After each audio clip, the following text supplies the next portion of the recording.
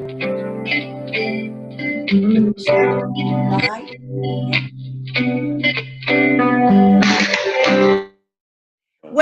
to WYTV7, Christian broadcasting out of Charlotte, North Carolina. My name's Cindy Sloan, and the name of my program is Conversations with Pastor Cindy and Friends. If you've tuned in to the past couple of videos I've recorded, I've been talking to people about their faith journey as well as their second call. So my guest today and my friend Pastor Scot Ireland has both. He's got a great story of his faith journey that will be woven into his second call as a pastor, United Methodist minister. He is the pastor at Stallings United Methodist Church in Stallings, North Carolina, right outside of Charlotte. He's been to a number of churches, and I'm going to talk with him a little bit more about that. I also want to find out about his call. If y'all are like me and you feel like God's calling you to be a minister, of course, we're all ministers, all priesthood of believers.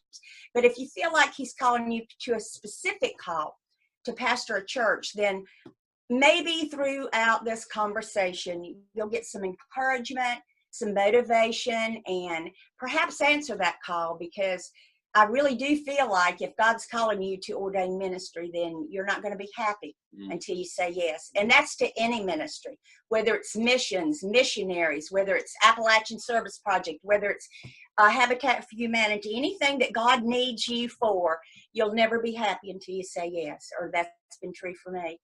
So welcome, Scot Ireland. Tell me a little bit about you, your family, your church. Okay, thank you. Good to be here. My name is Scot Ireland, as she said, and I am married to Patty for 28 years, and That's a long time. Very, very happily married for 28 years, and we started out together in Charlotte, North Carolina. We met at church at a Methodist church, and we became engaged and got married, and we have 2 children. And they're now both grown. I have a daughter who's 26 and is about to get married. Oh, and she's really? I didn't know that. Yes, Yay. yes. And then I have a son, Sean, who's 24 and is at Duke University. And he is in a master's program there, and he's finishing up in May. I love that. So I've been the pastor here at Stallings United Methodist Church for the past 4 years. I'm in my 5th year here. Mm-hmm. And prior to that, I had several other appointments, including a new church start and including trying to build a new faith community from scratch, and also working peripherally with the United Methodist Foundation, trying to help establish some programs for clergy training, and did that for a couple of years before I came here to Stallings. So you've had some challenging ministries, as if all ministries aren't challenging. Absolutely, yeah. Even from the lay person in the pew, perhaps serving as a Stephen minister, or running a grief group, or just reaching out to new members, to visitors.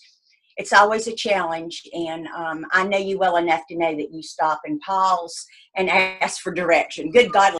Scot, we've been friends for, I don't know, 12, 15 years. And last October, you and I both served as clergy on a walk to Emmaus. For the folks that don't understand or have never heard of a walk to Emmaus, it's a 48-hour, 72-hour weekend, beginning on Thursday evening and ending around 5 on Sunday.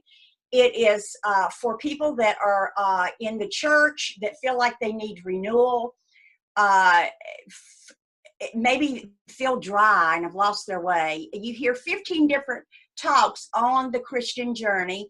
And so when I heard Scot speak last October, he told a story about the time he got lost. And I want to let him share that with you, and then that'll help us segue into the rest of the conversation. I shared a story with the group about when I was a young boy. My parents we lived in Minneapolis, Minnesota, And my parents decided one day, it was a nice day, that we would take our family out to the local park that had a river, a beautiful river, and we were going to have a picnic. And so what happened was we pulled up to the park, and this is what my parents have recorded this story to me, or recounted this story to me. They pulled up to the park, and they began to get all this stuff out of the trunk and all the picnic basket and the blankets and the chairs and things like this.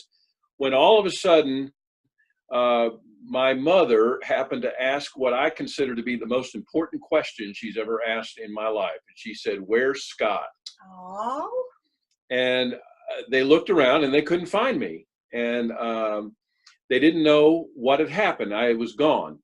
And so my father quickly deduced that he figured out what might have happened. So he ran down to the river's edge and looked in the water to see if I had fallen in the river. And sure enough, he looked to his left and then he looked to his right, and down about an eighth of a mile or so, I had fallen in the river, and I was caught in a big tree that had these roots that were coming down into the water. Oh. And I was snared by these roots and was basically caught underwater in these roots. And he saw that and quickly ran down there and was able to save my life. Oh. And since that time, I have often wondered about that story, and I envision that to be God's hand catching me, because had I not gotten caught in those roots, I would have drifted away, and I'm quite certain the result of that would have been not very, very good. So what I have often equated that is that I am rooted with the hand of God. So, literally. Well, thanks be to God that you didn't drown that day. How old were you, Scott? I forgot. I probably was 4 or 5 years old, maybe, something like that. Oh. Yeah. And that the roots, I just can't get over this image, this metaphor, that the roots were small enough to capture a young boy's body and hold it for duration until Daddy found you. It's a little bit like God, huh?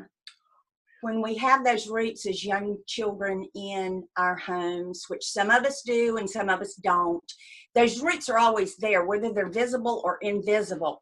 In your case, you were brought up in a wonderful Christian family, loving home, and those roots caught you and saved your life. So I've heard him mention that in sermons, but that day that he told that story on a walk to Emmaus, this was a men's walk. The men go one weekend, the women another. And when you told that story, it really did just root my heart. And it grasped the concept of how God can hold us when we think we're drowning and we think we're at the last dead end road. There's always somebody there, something to reach out for us. And Scott and I as pastors want that to always be true. So you got a call from God to go into ordained ministry. Tell me what you were doing at the time. What was your career? Yeah, that's quite an interesting story, I think, because one time I can remember looking at my resume and thinking, I am one confused man. I started out at school in undergraduate in music education. And I was a saxophone performer and thought that God was calling me into a field for teaching and performing in music. So I was a high school band director for a number of years. Yes. And then I left that and went into, was a professional saxophone player on the road, doing a variety of different kind of venues there. Almost starved to death, because that's what you do when you're starving artist. When you're a mediocre saxophone player, you're not going to make a very good living. And so I went from there and I went into business. I decided to go into business and got married and had kids, and was on the road a little bit with as a sales representative in several different industries, several different companies. Mm-hmm. But it was interesting, because during that whole time I would go from job to job, and I would go for about 2 years, and I'd be very excited about it, and I'd be very energized. But then I kept getting this feeling that it just didn't make sense that I was doing that. I can relate. So I ended up having these these anxiety moments where I feel like that didn't make sense. So I jumped to another job, and I do the same thing. I'd go for 2 years and be strong, do well, and then just didn't make sense. And so I'd have to jump to another. Finally, I started talking to my wife and saying, I know this sounds crazy, but I'm involved in church at this point very, very heavily. And I'm saying, I really feel like God is calling me to some kind of ministry opportunity as a career. And my wife was understanding. She tried not to laugh, and she told me that what I should do is get more involved in church. And I said, you're right. That's exactly what I should do. And so I got more involved in church. And then the next year I had the same feeling. I was like, no, this is, I feel like I'm being called. And she said, yeah, you just need to be more involved. Well, pretty soon I was pretty much involved in everything in the church. And I knew that could not go on. Finally, one day I was with a close friend that I was working with in a different industry. I was a sales rep for his company. We were in Chicago, Illinois, and here's what happened. I got the dream offer of my life for a sales rep thing. We had received word that we were going to have a distribution stations all through the Southeast, and he wanted me to become the sales manager for that. And he said, this is an opportunity of a lifetime. And I knew it was. And it was at that moment while he was telling me that I realized I don't want anything to do with that. And I knew I was being called. And so I went home and I had a conversation with my wife, and I said, a few tears. Oh, I know you well enough. Yeah. I just had to come to an understanding that I could not keep running, trying to get through life by doing what the world has taught us to do. But I was getting something that was much deeper, and it was a divine call, and I knew it. And that was the moment that I decided to say, okay, yes. I said yes. I went kicking and screaming, but I went. So. I'm so glad you shared that. Really, in all the years I've known him, I've never heard him say 2 years here, 2 years here, 2 years here, because that's what I did. I looked at my resume one day. Of course, I'm going to try to go back to school next year again. I don't ever want to stop. I'm a lifelong learner, especially when it comes to God. Of course, this side of heaven will never know all there is about God, but we know he's there, and we know he calls us. But yeah, my resume is pretty lengthy too. And in fact, folks, I want to tell you this. I had a lady at my church come up to me one day and say, well, Miss Cindy, when is it that you're going to settle down into one spot? And I looked at her and I said, never. I said, if you read the Gospels, you will find out that Jesus went from town to town. And when they didn't accept him, he kicked the dust off his shoes and he kept walking. So that's pretty much been me. I wouldn't trade any bit of my experiences in and out of the church for anything in this world.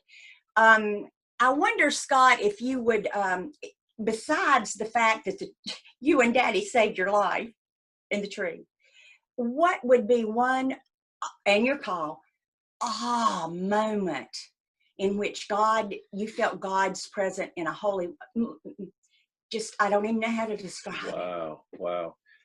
I have felt God's presence manifest in so many ways.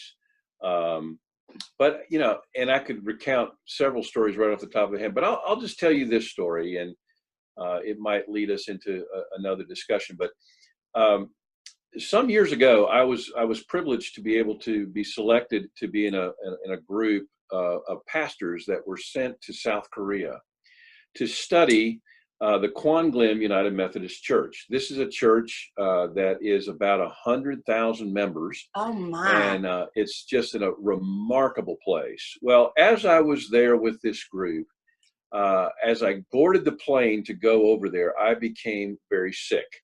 I developed some kind of a stomach bug, and I had a miserable time all the way over to South Korea.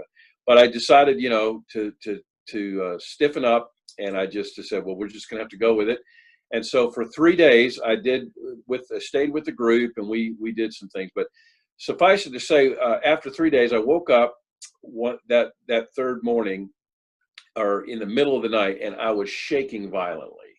I had this raging fever.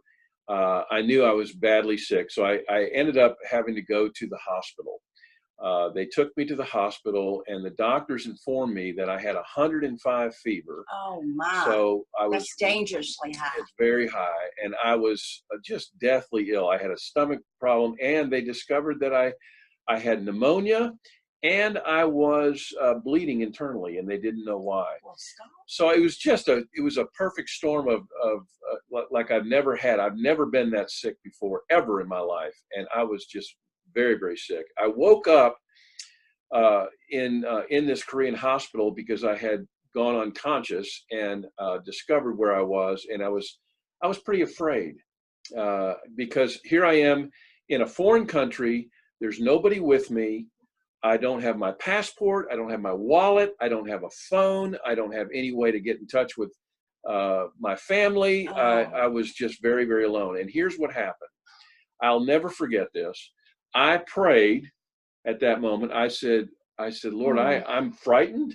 And I said, I don't know what's going on, but I said, I need your help. I really, really need your help.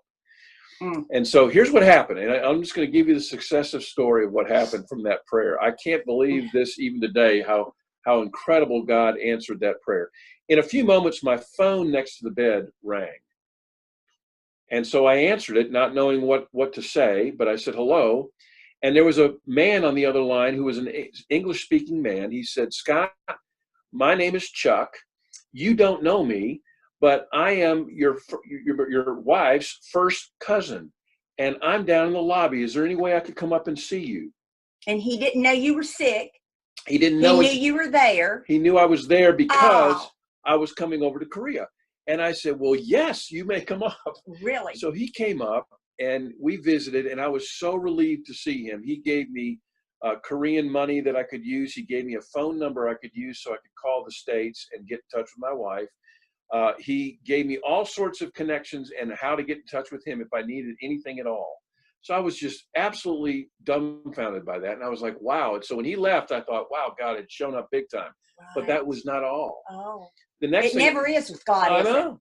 I know. He all of a sudden a knock on the door, and there's a young Korean woman there, and she's got a Bible in her hand. And she says, Scott, can I come in to pray with you? And I said, oh, absolutely, you can come in. And so we began a conversation, and she said, well, tell me what you do in the United States for a living. And I said, well, I'm an ordained United Methodist pastor. And she looked at me all surprised and said, well, so am I. I said, you're in the Methodist Church? And she said, yes, I am. And she said, I'm actually part of the West Ohio Conference of the United Methodist Church in the United States. Gosh. I'm here on sabbatical doing some coursework in chaplaincy, and that's why I'm here. That is so amazing. I said, well, that is incredible. And she said, well, let me ask you, she said, where did you study in seminary? And I said, well, you may not have heard of it. I don't know, but it was a small seminary outside of Kentucky, in Kentucky, outside of Lexington, Kentucky, called Asbury. And she stopped and looked. And she went there too. She went there too. Graduated. Then she asked me when I was there.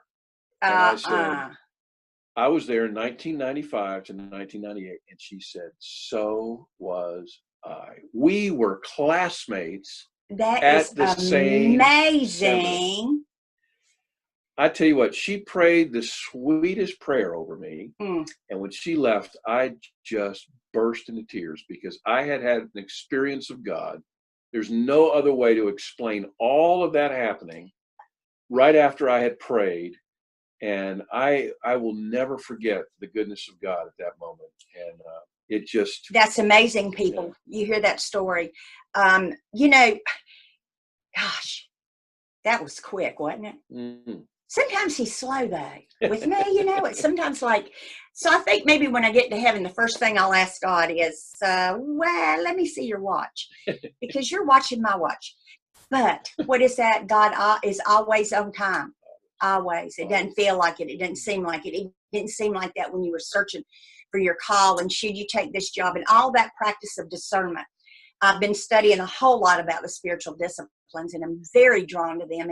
And that practice of discernment, folks, is me and one other person, and then God. And I love the Ecclesiastes a cord of 3 strands is not easily broken. So when you're in that process, be sure you have a trusted Christian friend along with you, a spiritual director, a mentor, a youth pastor if you're a young person. Real quick, I want to tie it up, Scott, but I want you to tell us a little bit about where you're at in your doctorate program, what your focus is on, and when you hope to finish this side of heaven. Yeah. It may be a little while longer, right? Yeah. Okay. I'm in my 3rd year now of the doctoral program at Asbury, the Beeson program. I just returned several weeks ago from a 2nd trip to Quan Glim United Methodist Now, Church you'd think he wouldn't go back, right? Okay, so. This time I was healthy and I was able to experience it on a whole different level. Awesome. And I received a great deal of incredible learning and growing, and I'm very thankful for that. So what I'm doing my doctorate in is it's a program for preaching and leading. So it's in leadership development and preaching. But I'll be doing a dissertation on something that's near and dear to my heart, and that is collaborative ministry in the United Methodist Church. Can you say that word collaborative again? Collaborative ministry. So we're not working in our own silo, correct? Correct.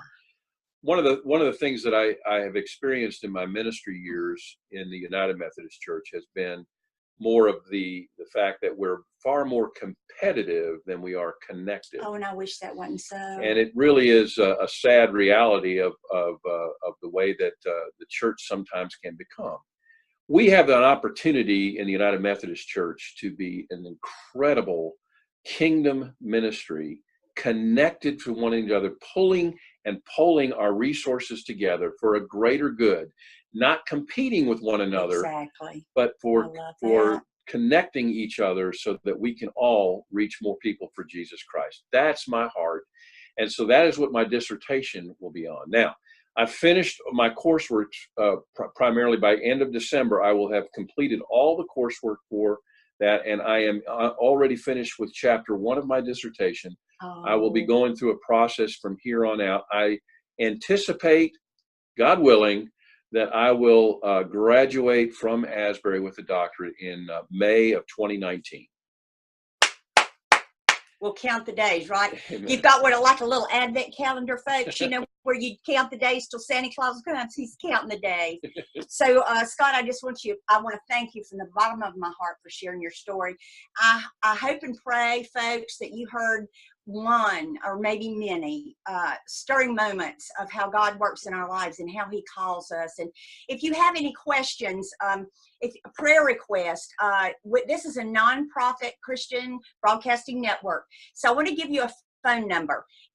You can either donate, you can call in for prayer, you can call in to ask more about anything that you heard in this conversation, or as you look at the other conversations with Pastor Cindy and friends. That number is 980-202-2915. Let me give it to you again. 980-202-2915. And this is a broadcast from WYTV7, Charlotte Christian Broadcasting in Charlotte, North Carolina. Remember one thing, that God loves you, that you are rooted in him, whether you know it or not. And hold on for dear life. Reach out for help if you need help in any of the areas. I'm sure that my friend Miss Libby can hook you up with many broadcasters that have expertise and experience in many places. I want to wish you a happy Thanksgiving wherever you are and wherever you're serving, and may the peace of Christ always be with you. Thank you, Scott. Thank you.